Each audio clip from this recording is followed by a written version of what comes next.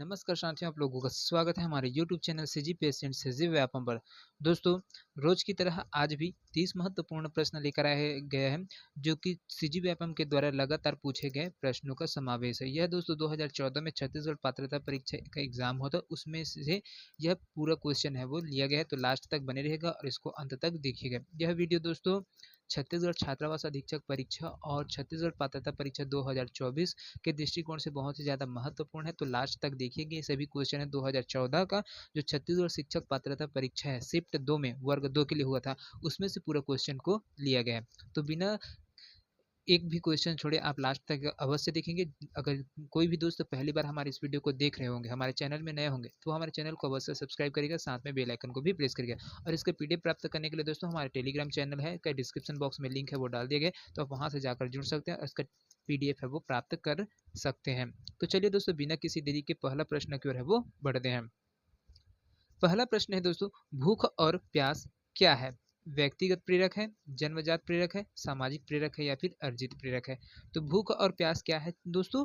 तो इसका जो राइट आंसर हो जाएगा दोस्तों, वो हो जाएगा एक जन्मजात प्रेरक के रूप में होता है ना। ये जन्मजात ही देता है, हमें जन्म से ही क्या लगता है, भूख लगता है और प्यास लगता है ना। तो इस प्रकार से भूख और जो प्यास है उसका जन्मजात प्रेरक के क्या हो जाएगा, उदाहरण हो जाएगा, जो जन्म से ही हमें व्यक्ति में क्या है पाए जाते हैं। तो आपका ऑप्शन बी है इज करेक्ट आंसर। चलिए अगला प्रश्न की ओर है वो बढ़ते हैं। अगला प्रश्न है यहाँ पर देखिए दूसरे नंबर का, कक्षा कक्ष में शिक्षक व विद्यार्थियों के मध्य संप्रेषण होना चाहिए। तो कक्षा कक्ष है दोस्तों, उसमें शिक्षक और विद्यार्थी के मध्य संप्रेषण होगा, तो वो क्या होगा? पाठ्य पुस्तक केंद्रित होना चाहिए, या विद्यार्थी केंद्रित होना चाहिए, या फिर शिक्षक केंद्रित, या फिर उद्देश्य केंद्रित? तो किस प्रकार से होना चाहिए दोस्तों? शिक्षक और विद्यार्थी के मध्य में जो संप्रेषण होता है वो किस प्रकार से होना चाहिए? तो इसका जो करेक्ट आंसर है दोस्तों, वो हो जाएगा आपका ऑप्शन डी, उद्देश्य केंद्रित होना चाहिए। बिना किसी उद्देश्य के आप कोई भी बच्चे को सिखाओगे तो वो नहीं सीख पाएगा। एक उद्देश्य लेकर आप जब बच्चे को सिखाते हैं तो उसके बीच में जो कम्युनिकेशन होता है वो बहुत ही ज़्यादा स्ट्रांग रहता है और उसको बच्चे जल्दी से है वो सीख पाते हैं, है ना। तो कोई भी कक्षा कक्षा है उसमें जो संप्रेषण होता है वो उद्देश्य के माध्यम से उद्देश्य केंद्रित होना चाहिए, जिससे कि पढ़ाई जा रही कि विषय वस्तु का क्या है स्पष्टीकरण है, आप क्लैरिफाइड है वो कर सकते हैं, स्पष्टीकरण है वो कर सकते हैं। तो इसको ध्यान में रखिएगा, बहुत ही महत्वपूर्ण प्रश्न है। चलिए अगला प्रश्न की ओर है वो बढ़ते हैं दोस्तों। अगला प्रश्न है यहाँ पर, यदि कोई बच्चा विद्यालय में हमेशा देर से पहुंचता है तो आप क्या करेंगे? कोई भी बच्चा है वो विद्यालय आने में क्या करता है, देरी करता है, तो आप उस स्थिति में आप किस प्रकार से उसके साथ ट्रीट करेंगे?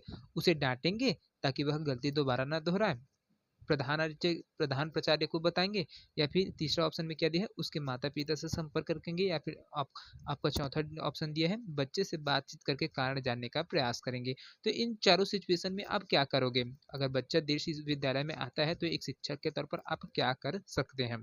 तो इसका जो आंसर हो जाएगा दोस्तों, वो हो जाएगा आपका ऑप्शन डी है, बिल्कुल सही हो जाएगा कि बच्चे से आप पूछेंगे, बच्चे से बातचीत करेंगे कि और उससे जानने का प्रयास करेंगे कि क्या कारण है कि जिसकी वजह से आप लगातार है वो देर से है वो आ रहे हैं। तो ये है आपका ऑप्शन डी है वो बिल्कुल सही हो जाएगा। चलिए दोस्तों अगला प्रश्न की ओर है वो बढ़ते हैं। अगला प्रश्न है यहाँ पर, वर्तमान समय में शिक्षा का सबसे उपयुक्त उपागम कौन सा है? यहाँ पर कौन सा सबसे बेस्ट उपागम है दोस्तों, है ना? व्यवहारवादी उपागम, सृजनवादी उपागम, संरचनात्मक उपागम, या फिर मानवतावादी उपागम? तो यहाँ पर दोस्तों इसका जो करेक्ट आंसर हो जाएगा दोस्तों, वो हो जाएगा आपका ऑप्शन बी है वो बिल्कुल सही हो जाएगा दोस्तों। यहाँ पर सृजनवादी उपागम है ना। ये सबसे बेस्ट तरीका होता है दोस्तों, शिक्षा का सबसे उपयुक्त उपागम होता है। तो इसको ध्यान में रखिएगा, बहुत ही महत्वपूर्ण प्रश्न है। चलिए अगला प्रश्न की ओर है वो बढ़ते हैं। अगला प्रश्न है दोस्तों 5वां नंबर का, स्कूलों में अधिकतर शिक्षकों में अपने छात्रों के लिए किसका सर्वाधिक अभाव पाया जाता है? स्नेह, क्रोध, दोषारोपण, या फिर घृणा? तो यहाँ पर दोस्तों जो क्या चीज पूछा गया है, अधिकतर शिक्षकों में अपने छात्रों के लिए किसका सर्वाधिक अभाव पाया जाता है? स्नेह का, क्रोध का, दोषारोपण का, या फिर घृणा का? तो शिक्षक में क्या चीज है दिखाई देता है दोस्तों, अभाव है वो दिखाई देता है। तो इसका जो करेक्ट आंसर हो जाएगा दोस्तों, वो हो जाएगा आपका ऑप्शन डी है वो बिल्कुल सही हो जाएगा दोस्तों। जो एक शिक्षक है वो अपने बच्चे के प्रति कभी भी घृणा है वो नहीं कर सकते, उसको अभिव्यक्त ही नहीं कर सकते। हाँ, हालांकि ये हो सकता है कि अगर बच्चा गलती करता है तो उसके साथ वो डांट ले, उसे क्रोध कर ले, है ना, उनके ये सब चीज कर सकता है, लेकिन उसे कभी भी घृणा है वो नहीं करता है। तो ये इसका क्या है, घृणा का क्या होता है, शिक्षक के ऊपर पूरी तरीके से अभाव होता है अपने बच्चों के प्रति। चलिए अगला प्रश्न की ओर है वो बढ़ते हैं। अगला प्रश्न है दोस्तों यहाँ पर, परीक्षा में विद्यार्थी से किस प्रकार के प्रश्न पूछे जाने चाहिए? स्मृति एवं समझ आधारित, वस्तुनिष्ठ एवं विषयगत, समझ एवं अनुप्रयोग आधारित, या फिर केवल वस्तुनिष्ठ? तो दोस्तों एक आप शिक्षक के तौर पर देखेंगे, आप देखेंगे तो विद्यार्थियों से आप किस प्रकार से प्रश्न पूछना चाहेंगे। तो जो ऑप्शन दिया गया है उसमें से आप बताएंगे कि इसमें से जो करेक्ट आंसर है दोस्तों वो क्या हो जाएगा। तो इसका जो करेक्ट आंसर हो जाएगा दोस्तों वो हो जाएगा आपका ऑप्शन सी है, वो बिल्कुल सही हो जाएगा दोस्तों।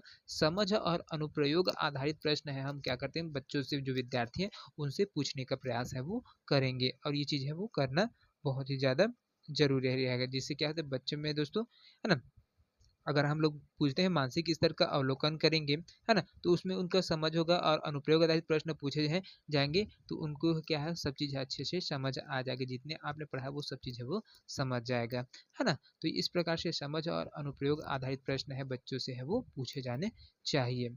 चलिए अगला प्रश्न की ओर है बढ़ते हैं दोस्तों। अगला प्रश्न है यहाँ पर, एक कक्षा में बहुभाषी विद्यार्थी है, यह स्थिति उत्पन्न करता है, कौन सी स्थिति उत्पन्न करेगा दोस्तों? शिक्षण अधिगम प्रक्रिया में क्या बाधा डाल सकता है, या फिर विद्यार्थियों के मध्य सामंजस्य की समस्या हो सकती है, या फिर अध्यापक में कुंठा होगी, या फिर सीखने की समृद्ध संसाधन उपलब्ध होंगे। तो इसमें से कौन सा करेक्ट आंसर है दोस्तों? अगर बहुभाषी विद्यार्थी है एक कक्षा में तो यह स्थिति उत्पन्न करती है, तो कौन सी स्थिति उत्पन्न होगी? तो यहाँ पर दोस्तों इसका जो करेक्ट आंसर हो जाएगा दोस्तों वो हो जाएगा आपका ऑप्शन डी है, वो बिल्कुल सही हो जाएगा।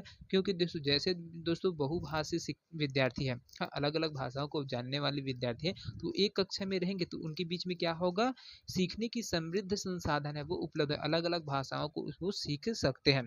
तो इसके लिए बताया गया था जो राष्ट्रीय पाठ्यचर्या है एनसीएफ 2005, है ना, की रूपरेखा के अनुसार जो बहुभाषिता है क्या है उसको शिक्षण अधिगम प्रक्रिया में एक महत्वपूर्ण संसाधन के रूप में प्रयोग किया गया था, जा सकता है करके बोला गया। तो उनके आधार पर सीखने के क्या है अलग अलग साधन है वो प्राप्त हो जाएंगे। चलिए अगला प्रश्न की ओर है वो बढ़ते हैं। अगला प्रश्न है दोस्तों यहाँ पर, यदि कक्षा में पढ़ाते समय आपको महसूस होता है कि अचानक से सभी बच्चे पढ़ने में रुचि नहीं ले रहे हैं तो आप क्या करेंगे? यहाँ पर अचानक है ना दोस्तों, यहाँ अचानक है, अचानक सभी बच्चे पढ़ने में रुचि नहीं ले रहे हैं तो आप क्या करेंगे? क्या करेंगे? कोई ध्यान नहीं देंगे और पढ़ाना जारी रखेंगे, पढ़ाना बंद कर देंगे, बच्चों को ध्यान देने को कहेंगे, या फिर कारण जानने की कोशिश करेंगे। तो ऐसा स्थिति अगर बन जाता है दोस्तों आपके कक्ष में तो आप किस प्रकार से है ट्रीट करेंगे? सभी बच्चे एक साथ क्या अगर पढ़ने में रुचि नहीं रहे तो आप कौन सा तरीका है अपनाएंगे, है ना। तो इसके लिए पूछा गया, तो इसका जो करेक्ट आंसर हो जाएगा दोस्तों वो हो जाएगा आपका ऑप्शन डी है, वो बिल्कुल सही हो जाएगा। कारण जानने का क्या करेंगे, प्रयास करेंगे, कोशिश करेंगे कि बच्चा क्यों नहीं पढ़ना चाहता है, क्या कारण है जिसकी वजह से बच्चे है वो रुचि नहीं ले रहे हैं क्लास में, है ना। तो उसका कारण जानेंगे, फिर उसके आधार पर हमें उसको शिक्षण कार्य में करेंगे और बच्चों में रुचि पैदा करने के लिए हमें अलग तरीके हैं वो अपना सकते हैं। तो ये तरीका होता है बच्चों को पढ़ाने का, तो इसको ध्यान में रखिएगा, बहुत ही महत्वपूर्ण प्रश्न। ये सभी 2014 के एग्जाम हुआ था दोस्तों सीजी टेट का, है ना, छत्तीसगढ़ शिक्षक पात्रता परीक्षा, उसमें से पूरा क्वेश्चन है वो लिया गया है। चलिए दोस्तों अगला प्रश्न के बढ़ते हैं। निष्पत्ति लब्धि आईक्यू का सूत्र होता है, निष्पत्ति लब्धि आईक्यू लेवल का जो सूत्र है दोस्तों वो कौन सा है ना। तो इसका जो करेक्ट आंसर हो जाएगा दोस्तों वो हो जाएगा आपका ऑप्शन डी है दोस्तों, वो बिल्कुल सही हो जाएगा। यहाँ पर ए क्यू बराबर हो क्या होता है, ई ए अपॉन एम ए इंटू 100, ये वाला सूत्र है दोस्तों आपका निष्पत्ति लब्धि का सूत्र है वो होता है। चलिए अगला प्रश्न की ओर है वो बढ़ते हैं। अगला प्रश्न है दोस्तों बहुत ही महत्वपूर्ण प्रश्न है, 10वां नंबर का प्रश्न है। उच्च प्राथमिक स्तर पर शिक्षक को क्रियात्मक शोध का ज्ञान होना चाहिए क्योंकि वे इसके माध्यम से बच्चों की समस्या की पहचान कर सुधार करने का कौशल विकसित कर पाएंगे, या फिर अपने स्वयं का विकास कर पाएंगे, या फिर बच्चों को प्रभावी ढंग से पढ़ा पाएंगे, या फिर शोध करने का कौशल विकसित कर पाएंगे। तो क्या आएगा दोस्तों इसमें से जो ऑप्शन है वो करेक्ट आंसर क्या हो जाएगा यहाँ पर, उच्च प्राथमिक स्तर पर जो शिक्षक को क्रियात्मक शोध का ज्ञान होना चाहिए क्योंकि वे क्या होते हैं, आपका क्या हो जाएगा, इसके माध्यम से बच्चों की जो समस्या की पहचान कर सुधार करने का कौशल है हम बच्चों में विकसित कर पाएंगे। तो आपका ऑप्शन ए है दोस्तों बिल्कुल सही है। चलिए अगला प्रश्न की ओर है वो बढ़ते हैं। अगला प्रश्न है यहाँ पर थोड़ा लंबा है ना। शिक्षा का अधिकार अधिनियम 2009 ने 6 वर्ष से 14 वर्ष आयु की विद्यालय कभी न गए अथवा विद्यालय शिक्षा अधूरी छोड़ने वाले बच्चों को शिक्षा की मुख्य धारा से जोड़ने हेतु कौन कौन सा प्रयास है वो किया है। तो यहाँ पर देखिए ऑप्शन है, उसके आधार पर देख सकते हैं, है ना। जो ऑप्शन है, विशेष पाठ्यक्रम लागू करने पर जोर दिया गया है, विशेष प्रशिक्षण लागू करने पर जोर दिया गया है, अलग से विद्यालय खोलने की बात कही गई है, या फिर अलग से शिक्षक नियुक्त करने की बात कही गई है। तो यहाँ पर इसका जो करेक्ट आंसर है दोस्तों वो क्या हो जाएगा, आपका जो शिक्षक का अधिकार अधिनियम है दोस्तों आरटी, है ना, 2009 के आधार पर यहाँ पर 6 वर्ष से 14 वर्ष के बीच के जितने भी बच्चे थे वो क्या करते थे, कहीं कहीं बीच बीच में पढ़ाई है वो छोड़ देते थे। तो उनके लिए कौन सी जो टेक्निक है वो अपनाया गया है, शिक्षा की मुख्य धारा से जोड़ने के लिए क्या कौन सा तरीका है वो अपनाया गया, तो इसको पूछा गया। तो इसमें से कौन सा ऑप्शन हो जाएगा दोस्तों, आपका बिल्कुल सही हो जाएगा। तो यहाँ पर आपका ऑप्शन बी है दोस्तों, वो बिल्कुल सही हो जाएगा। यहाँ पर विशेष प्रशिक्षण लागू करने पर हम क्या करेंगे, जोर देंगे, जिससे कि बच्चे है मोटिवेट होकर फिर से वही स्कूल है वो ज्वाइन कर ले और फिर से अपना पढ़ाई है वो पूरा तैयारी करने लग जाए, है ना। चलिए अगला प्रश्न की ओर है दोस्तों बढ़ते हैं। यहाँ पर अगला प्रश्न है, यहाँ पर निम्नलिखित को सुमेलित करना। यहाँ पर देखिए दोस्तों सिद्धांत दिया गया है और यहाँ पर इसका क्या दिया गया है, आंसर दिया गया है। तो इसको है वो जोड़ना है और इसका आंसर है वो बताना है।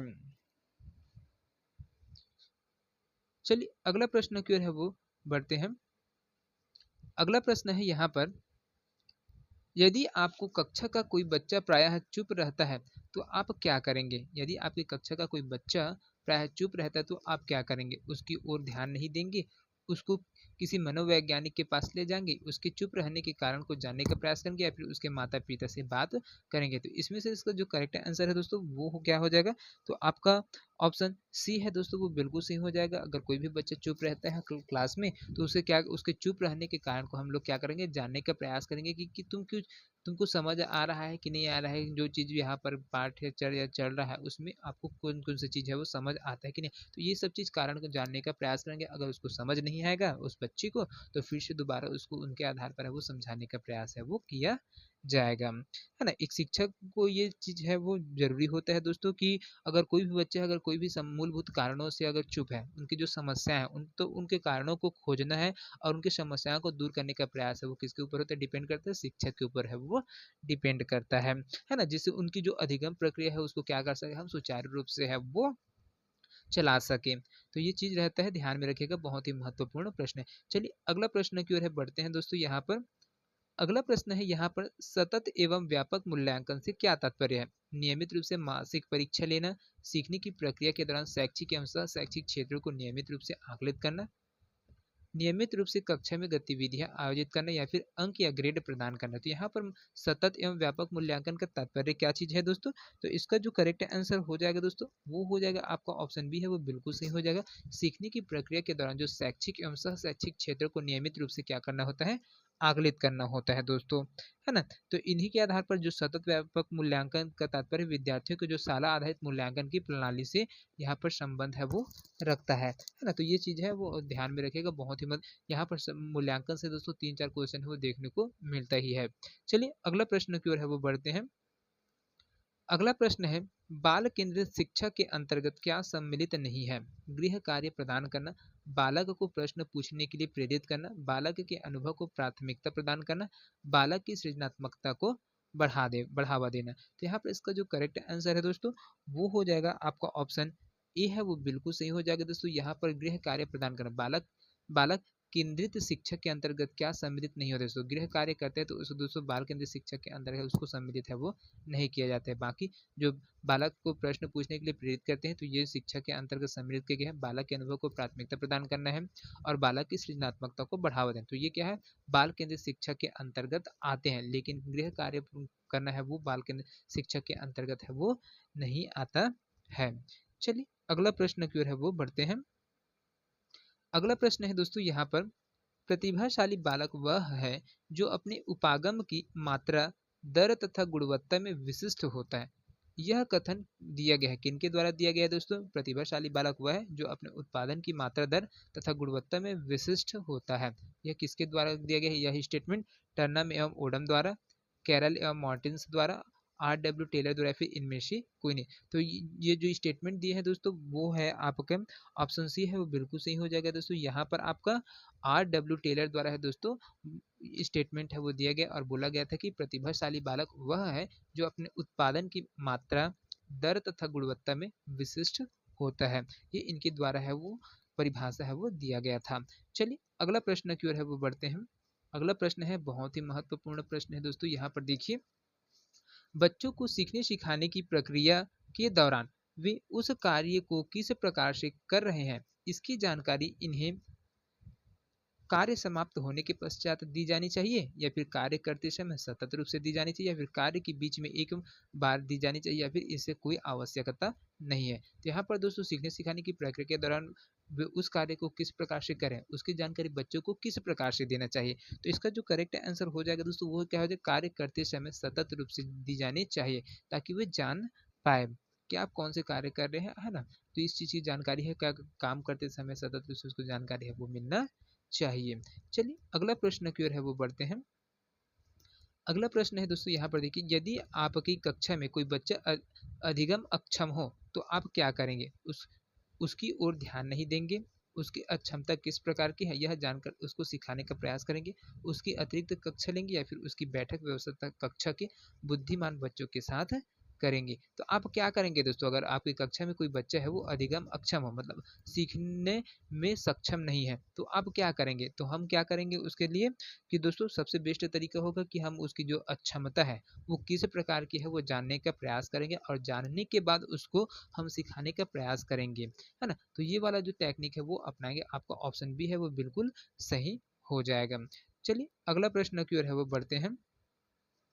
अगला प्रश्न है दोस्तों, राष्ट्रीय पाठ्यचर्या की रूपरेखा 2005 की संस्तुतियों के संबंध में कौन सा कथन सत्य नहीं है बोला गया। तो यहाँ पर जो जो चार कथन है वो दिए गए, चार स्टेटमेंट है वो दिए गए, उनमें से कौन कौन से स्टेटमेंट है गलत है और कौन कौन से सही है उसको हमें देखना है, और उसमें जो गलत है स्टेटमेंट है उसको निकालना है। तो विश्वविद्यालय को राजनीति से मुक्त रखना, ज्ञान को बाह्य जीवन से जोड़ना, राष्ट्र के प्रजातांत्रिक मूल्यों का सम्मान करना, या फिर परीक्षा में लचीलापन लाना। तो यहाँ पर एनसीएफ 2005 की जो सिद्धांत थे दोस्तों, मूलभूत सिद्धांत थे, है ना, उसमें क्या क्या चीज़ है वो जोड़ा गया था, वो चीज़ है हमें बताना है। तो यहाँ पर क्या चीज़ है दोस्तों, यहाँ पर जो सत्य कथन नहीं है उसमें क्या हो जाएगा, यहाँ पर विश्वविद्यालय को राजनीति से क्या है मुक्त करना है, ये वाला स्टेटमेंट है वो बिल्कुल सत्य नहीं है, क्योंकि एनसीएफ 2005 के मूलभूत सिद्धांत है दोस्तों, जिसमें से क्या था, विद्यालय के बाहर के जीवन को ज्ञान से जोड़ना अनिवार्य बनाया गया था, और पढ़ाई को रटंत प्रणाली से है वो मुक्त करने के लिए बोला गया था। और तीसरा पॉइंट था दोस्तों, पाठ्यचर्या जो पाठ्य पुस्तक केंद्रित है वो न रह जाए, सिर्फ पाठ्य पुस्तक के आधार पर हम उसको ज्ञान नहीं देंगे, बाहरी ज्ञान भी हमें उसको देना होगा। और चौथा पॉइंट था दोस्तों, कक्षा कक्षा को गतिविधि से जोड़ा जाए और इसे लचीला बनाया जाए, ये वाला भी आपका बिल्कुल सही था। और उसके बाद राष्ट्रीय मूल्यों के प्रति आस्थावान विद्यार्थी तैयार हो, या राष्ट्रीय महत्व के बिंदु को पाठ्यक्रम में शामिल करना है। जो मुख्य बिंदु है दोस्तों जो राष्ट्रीय लेवल के हैं उनको है हम क्या है पाठ्य पुस्तक में है वो जोड़ने का प्रयास करेंगे। तो ये 5 मुख्य बिंदु थे जो मूल सिद्धांत थे, है ना। लेकिन जो ये आपके विश्वविद्यालय को राजनीति से मुक्त रखना है ये सत्य कथन नहीं है। चलिए अगला प्रश्न की ओर है वो बढ़ते हैं। अगला प्रश्न है दोस्तों, यहाँ पर 20वां नंबर का है, बच्चों के भाषाई विकास के लिए जरूरी है कि उनको अधिक से अधिक अपने विचार व्यक्त करने के लिए अवसर देना चाहिए, भाषाई कौशलों की विकास हेतु गतिविधियां आयोजित की जानी चाहिए, लिखना पढ़ना बोलना तथा सुनने का अभ्यास करना चाहिए, और उपयुक्त सभी। तो यहाँ पर भाषाई विकास के लिए कौन कौन सा चीज़ है दोस्तों जो जरूरी है। तो यहाँ पर इसका जो करेक्ट आंसर हो जाएगा दोस्तों वो हो जाएगा आपका ऑप्शन डी है वो बिल्कुल सही हो जाएगा। अगर बच्चा है उसको भाषा विकास के लिए ये क्या होता है अधिक से अधिक विचार करने के लिए उसको अवसर देंगे, ये भी सही है आपका। ये भी बाला भाषाई कौशल के विकास हेतु गतिविधियां आयोजित की जानी चाहिए, ये भी आपका बिल्कुल सही है। और लिखना पढ़ना बोलना और सुनने का अभ्यास है वो लगातार है वो कराते रहना चाहिए। तो इस प्रकार से आपका ऑप्शन डी है दोस्तों वो बिल्कुल सही हो जाएगा। ये चारों स्टेटमेंट है वो बहुत ही जरूरी होते हैं, जब भाषा का विकास है वो बच्चों में हो रहा होता है तब। चलिए अगला प्रश्न की ओर है वो बढ़ते हैं। अगला प्रश्न है बहुत ही महत्वपूर्ण प्रश्न है दोस्तों, कक्षा कक्ष में बैठक व्यवस्था कैसी होनी चाहिए, कक्षा कक्ष में कराई जा रही गतिविधियों के अनुरूप रोज एक जैसी होनी चाहिए, एक ही लाइन में बच्चों को बैठाना चाहिए, फिर इस प्रकार से हो कि वे एक दूसरे से बातचीत ना कर सके। तो कक्षा कक्ष में बैठक व्यवस्था कैसा होना चाहिए दोस्तों? तो इसके लिए हम क्या करेंगे इस अपने स्कूल में, तो इसके लिए हम करेंगे दोस्तों, आप है ना, तो क्या करेंगे, इसका जो करेक्ट आंसर रहेगा वो बिल्कुल ऑप्शन ए रहेगा। कक्षा कक्ष में कराई जा रही गतिविधियों के अनुरूप हम जो बच्चे हैं उनको बैठाने की व्यवस्था हम करके रखेंगे, है ना, ताकि जो जितने भी बच्चे हैं दोस्तों वो उस गतिविधियों के वो देखते रहे और सब लोग इधर उधर ध्यान न भटके, उस चीज़ को समझने का और सीखने का प्रयास है वो लगातार करता रहे और उनमें रुचि है वो बनी रहे, दिलचस्पी है वो बनी रहे। चलिए अगला प्रश्न की ओर है वो बढ़ते हैं। अगला प्रश्न है दोस्तों, अंतर व्यक्तिक बुद्धि से तात्पर्य क्या है? स्वयं की क्षमताओं एवं कमजोरियों की पहचान करना, दूसरों को अभिप्रेरित करने का कौशल, विभिन्न व्यक्तियों को समझाने का कौशल, या फिर दूसरों के साथ बातचीत करने का कौशल। तो यहाँ पर दोस्तों क्या हो जाएगा, यहाँ पर इसका जो करेक्ट आंसर है दोस्तों वो हो जाएगा आपका ऑप्शन सी है, वो बिल्कुल सही हो जाएगा दोस्तों। अंतर व्यक्तिक बुद्धि से तात्पर्य है कि विभिन्न व्यक्तियों को समझने का कौशल है उसमें होना चाहिए। अंतर्वैयक्तिक बुद्धि से तात्पर्य दूसरों को समझने की क्षमता और सामाजिक अंतःक्रियाओं से है वो दोस्तों वो रखा गया है। तो इस पॉइंट को है वो ध्यान में रखिएगा, बहुत ही महत्वपूर्ण प्रश्न है। चलिए अगला प्रश्न की ओर है वो बढ़ते हैं। अगला प्रश्न है दोस्तों यहाँ पर, वर्तमान समय में शिक्षक की भूमिका है ज्ञान देने वाले की, सुगमकर्ता की, मित्र की, या फिर प्रबंधक की। तो यहाँ पर जो वर्तमान समय में शिक्षक की भूमिका कौन कौन से है दोस्तों, तो इसका जो करेक्ट आंसर हो जाएगा दोस्तों वो हो जाएगा आपका ऑप्शन बी है, वो बिल्कुल से हो जाएगा, सुगमकर्ता की है ना। ये चीज है वो क्या क्या शिक्षा है वो दे सकते हैं, सब चीज को बता सकते हैं, आपको एक राह पर है वो ले जा सकते हैं। तो सुगमकर्ता की क्या शिक्षक की भूमिका है, आपका ऑप्शन बी है वो बिल्कुल सही है। चलिए अगला प्रश्न की ओर है वो बढ़ते हैं दोस्तों। अगला प्रश्न है 24वां नंबर का प्रश्न है। यहाँ पर देखिए, आपको लगता है कि आपकी कक्षा में कुछ बच्चे बहुत तेज गति से सीख रहे हैं और कुछ धीमी गति से, तो इस परिस्थिति में आप क्या करेंगे? तेज गति से सीखने वाले बच्चों को आगे बढ़ने देंगे, धीमी गति से सीखने वाले बच्चों पर कोई ध्यान नहीं देंगे, इस बात पर कोई ध्यान नहीं देंगे, तेज गति से सीखने वाले बच्चों की सहायता धीमी गति से सीखने वाले बच्चों को सीखने हेतु बोलेंगे। तो यहाँ पर कौन सा ऑप्शन है दोस्तों बहुत सही हो जाएगा? तो इसके लिए हम क्या कर पाएंगे कि जो तेज गति से सीखने वाले बच्चों की सहायता से क्या करेंगे, धीमी गति से सीखने वाले बच्चों को सीखने हेतु क्या करेंगे, उसको देंगे, है ना, सिखाने हेतु कहेंगे, उनको बोलेंगे कि आप सीख गए हैं तो आपने अपना जो मित्र है उसको भी आप वो इसको समझाए बताएं और उसको भी इसको समझने में उसकी सहायता करे करके हम क्या बच्चों को बोलेंगे, है ना। तो आपका ऑप्शन डी है वो बिल्कुल सही है। चलिए अगला प्रश्न की ओर है वो बढ़ते हैं। अगला प्रश्न है 25वां नंबर का है, शिक्षण अधिगम प्रक्रिया की दृष्टि से एक अच्छा शिक्षक वह है जो कक्षा में बातचीत रोकने में सफल हो जाता है, बात करने वालों को दंडित करता है, उदासीन है, जो सोचता है कि बातचीत को सीखने के संसाधन के रूप में उपयोग किया जा सकता है। तो ये क्या हो जाएगा दोस्तों, इसका जो करेक्ट आंसर है दोस्तों वो हो जाएगा आपका ऑप्शन डी है, वो बिल्कुल सही हो जाएगा दोस्तों, जो सोचता है कि बातचीत को सीखने के संसाधन के रूप में उपयोग किया जा सकता है, ये अच्छा शिक्षक वह है ना। चलिए अगला प्रश्न की ओर है वो बढ़ते हैं। अगला प्रश्न है दोस्तों बहुत ही महत्वपूर्ण प्रश्न है, प्रयोजना विधि के प्रतिपादक कौन है? किसने दिया था दोस्तों प्रयोजना विधि को, कौन लाया था? दुर्खिम लाया था, प्लेटो लाया था, किलपैट्रिक लाया था, कि सुकरात लाया था? तो इसका जो करेक्ट आंसर है दोस्तों वो क्या हो जाएगा? तो इसका जो करेक्ट आंसर है दोस्तों वो हो जाएगा आपका ऑप्शन सी है, वो बिल्कुल सही हो जाएगा दोस्तों। किलपैट्रिक के द्वारा दोस्तों प्रयोजना विधि है उसका प्रतिपादन है वो किया गया था। चलिए अगला प्रश्न की ओर है बढ़ते हैं।